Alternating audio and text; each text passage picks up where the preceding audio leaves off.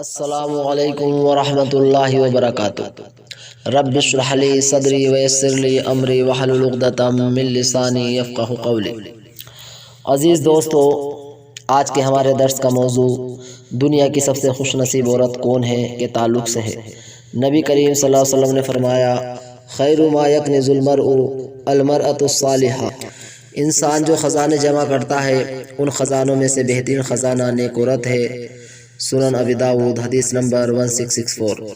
اس عارضی دنیا میں مختلف ممالک میں مختلف قوموں میں خوش نصیبی کے معیار مختلف ہیں۔ کوئی دولت کی فراوانی کو خوش نصیبی کی علامت جانتا ہے تو کوئی سامان تعیش کوٹھی کار بنگلہ زمین وغیرہ کو، کوئی اونچے حسب و نسب کو تو کوئی اعلیٰ و ممتاز کلیدی عہدوں کے مل جانے کو خوش نصیبی کا باعث بتاتا ہے۔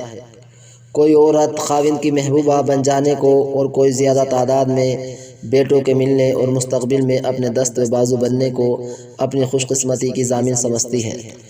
کوئی اپنے عارضی اور چند روزہ حسن کو اپنی خوش نصیبی کا باعث سمجھتی ہے اور کوئی اعلیٰ عصری تعلیم کی ڈگریوں کو اپنی خوش نصیبی کا سبب گردانتی ہے۔ ایسے ہی اور بہت سے معیار و مروج ہیں دنیا کے مختلف حصوں میں جن کو خوش نصیبی کا ضامن اور سبب جانا جاتا ہے۔ حقیقت اس کے برعکس ہے، خوش نصیبی وہ نہیں جو دنیا والے سمجھ بیٹھے ہیں۔ ایسے مذکورہ بالا خوش نصیب لوگوں کی بد نصیبی یہ ہوتی ہے کہ ان کو زندگی بھر روحانی سکون نصیب نہیں ہوتا۔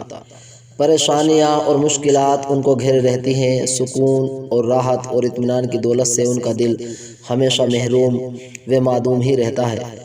حقیقی خوش نصیب عورت وہ ہے جس کی دنیاوی زندگی بہتی ندیہ کی طرح پرسکون ہو۔ خوش نصیب عورت نہ کسی سے خائف ہوتی ہے، نہ کسی سے بیجا امیدیں اور غرضیں وابستہ رکھتی ہے، بلکہ ہر کسی سے بے غرض ہوتی ہے۔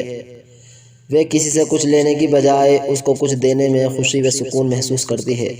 وہ ہمیشہ خوش اخلاق و خوش اطوار اور خوش گفتار و خوش مزاج ہوتی ہے۔ ہر دل عزیزی، ہر دل محبوبی، احترام و تقدس اس کی شخصیت کی پہچان بن کر رہ جاتی ہے۔ یوں اپنے کردار و اعلیٰ سیرت کی بنا پر وہ دوسروں کے لیے آئیڈیل و نمونہ بن جاتی ہے۔ لوگ اس کو ستارہ شب سمجھتے ہیں اور اپنے سفر زندگی میں منزل کی سمت کا تعین اسے دیکھ کر کرتے ہیں۔ اس کی سیرت کے سانچے میں ڈھل جانے کو اپنے لیے باعث اعزاز و فخر جانتے ہیں۔ حقیقی خوش نصیب وہی عورت ہے جو دنیا میں رہتے ہوئے اور چلتے پھرتے اعلیٰ محسن کا نمونہ ہو، اور یوں وہ دنیا میں بھی کامیاب ہو اور آخرت میں کامیاب ہو کر اللہ کریم کی رضا کا سرٹیفکیٹ حاصل کر اور حسین جنتوں کی وارث بن جائے۔ محترمہ اور مومنہ بہنوں، سوال یہ پیدا ہوتا ہے کہ ہم ایسی کیسے بن سکتی ہیں کہ یہ کہہ سکے ہم دنیا کی سب سے خوش نصیب عورت بن گئی ہیں؟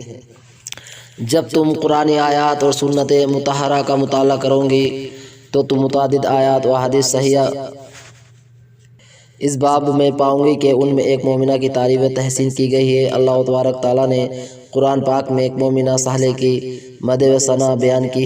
وَضَرَبَ اللَّهُ مَثَلَ الَّذِينَ آمَنُوا امْرَأَتَ فِرْعَوْنَ إِذْ قَالَتْ رَبِّ ابْنِ لِي عِندَكَ بَيْتًا فِي الْجَنَّةِ وَنَجِّنِي مِنْ فِرْعَوْنَ وَعَمَلِهِ وَنَجِّنِي مِنَ الْقَوْمِ الظَّالِمِينَ۔ اور اہل ایمان کے معاملے میں اللہ فرعون کی بیوی کی مثال پیش کرتا ہے جبکہ اس نے دعا کی ہے، میرے رب میرے لیے اپنے ہاں جنت میں ایک گھر بنا دے اور فرعون اور اس کے عمل سے بچا لے اور ظالم قوم سے مجھ کو نجات دے۔ ذرا اس آیت کے الفاظ پر غور کرو، کس طرح اللہ نے اس عظیم خاتون عالم سیدہ آسیہ رضی اللہ عنہا کو مومنین اور مومنات کے لیے ایک زندہ جاوید مثال بنا کر پیش کیا ہے، اور کس طرح اللہ سبحانہ تعالیٰ نے اس کی شخصیت کو ظاہری اور باطنی دونوں لحاظ سے مثال بنا کر پیش فرمایا ہے۔ وہ ان تمام عورتوں کے لیے نمونہ ہیں جو زندگی میں ہدایت کی طلبگار ہیں اور جو اللہ کے بنائے طریقہ ہائے زندگی سے اپنی حیات کو سنوارنا چاہتی ہیں۔ سیدہ آسیہ رضی اللہ عنہا کس قدر دانش مند اور کس قدر ہدایت یافتہ تھی کہ انہوں نے اپنے رب سے تقرب کی التجا پہلے کی، جنت کے گھر کی درخواست بعد میں کی۔ انہوں نے فرعون جیسے مجرم، سرکش و نافرمان کافر کی اطاعت شعاری سے نجات کی دعا کی اور اس کے قدم و حشم اور محل کے عیش و آرام کو لات مار دی اور ہمیشہ باقی رہنے والی جنت میں اپنے لیے رب کے قرب میں حسین و جمیل گھر کی تمنا کی۔ ایسا گھر جس میں گھنے باغات اور نہریں ہوں گی اور صاحب اقتدار شہنشاہ کائنات کے قرب میں مقام صدق۔